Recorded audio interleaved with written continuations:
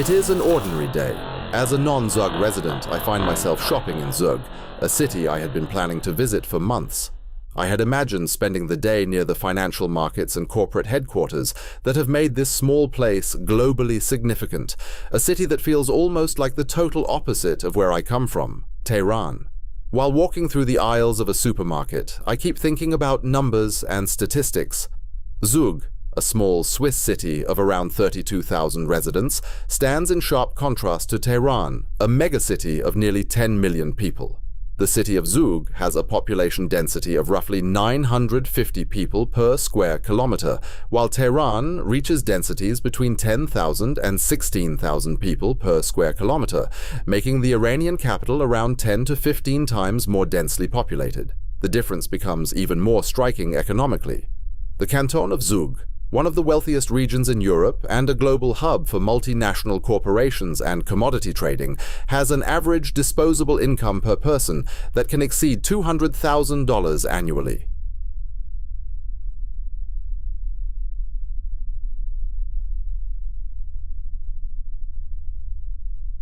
Me walking in supermarket, going around with my trolley, looking at supermarket items and thinking what I want to eat.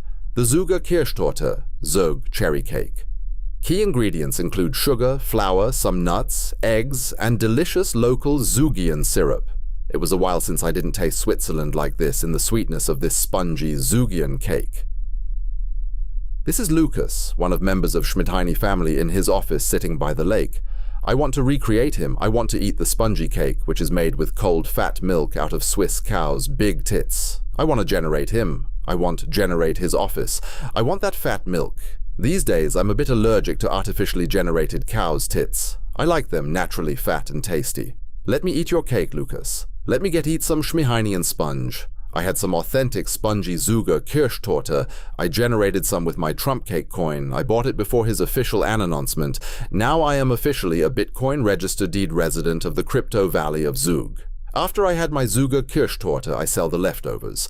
I earn 0.005 TCC. I turn it to Swiss francs, pocket half of it, and with the rest buy some Glencore shares to help the local economy.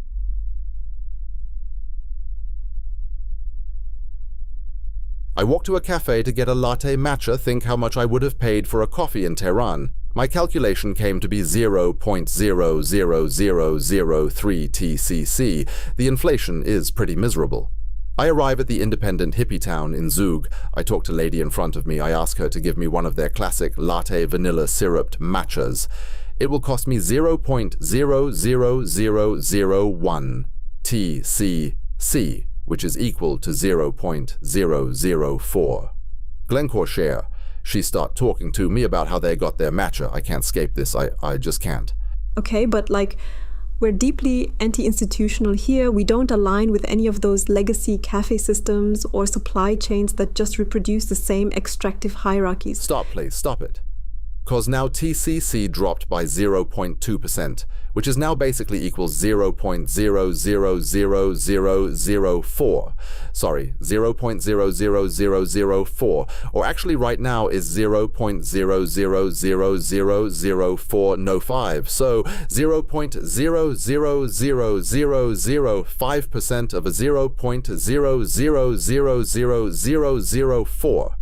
Anyways, my ECC came up, so I want to know about the matcha. The matcha comes from these small women-led farms near Uji that operate outside of corporate frameworks, and we're really intentional about keeping that relationship. Stop, please, stop it. Mark Rich played a pivotal role in shaping the identity of Zug as a global center for commodity trading.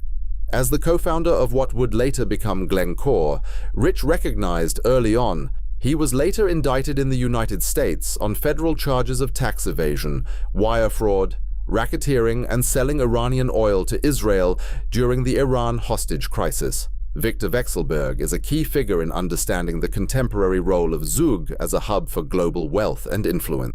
Often described as part of the Russian oligarch class that emerged after the collapse of the Soviet Union, maintaining ties to Vladimir Putin and operating within a system where business and state interests are deeply intertwined. Niklas Nikolaisen is one of the central actors in transforming Zug into what is now widely known as Crypto Valley. The Brenningmeier family, known as the owners of C and A, represent a different but equally influential layer of wealth connected to Zug. Unlike individual oligarchs or visible entrepreneurs, their presence is structured through a highly private family network of holding companies and foundations. With a fortune built on one of Europe's largest clothing retail empires. Anyways, my TCC came up now worth 0.0003, so I want to know about matcha. The matcha comes from these small women-led farms near Uji that operate outside of corporate frameworks, and we're really intentional about keeping that relationship as non-exploitative as possible. Like, we reject the idea of scaling, of growth for the sake of growth, because that's literally how these traditions get flattened into lifestyle aesthetics. The whole process, shade growing, stone grinding, all of it, is this quiet refusal of industrial logic, and we're just trying to not contaminate that with institutional energy when it arrives here.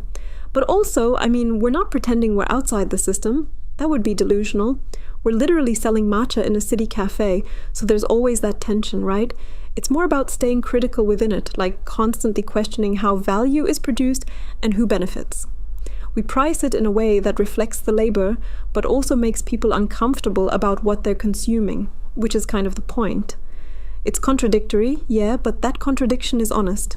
If anything, we lean into it. Wait, my TCC, which worth 0.000004 equal to 0.000005. Glencore share is now 0.000003 to Glencore share.